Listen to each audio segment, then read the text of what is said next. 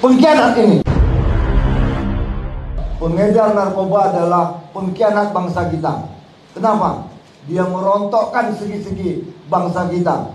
Dia tidak tahu bahwa melemahkan kemampuan itu adalah pengkhianat. Saya sampaikan sini dengan tegas. Pengkhianat ini ya, tidak bisa ditolerir.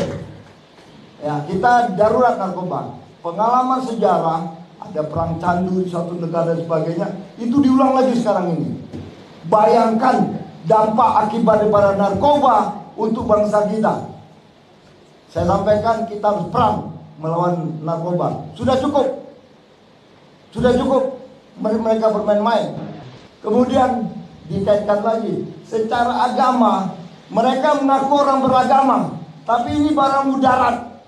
Agama apa yang mengajarkan ini barang dikasihkan kepada orang yang jelas-jelas mudarat. Tidak bisa itu.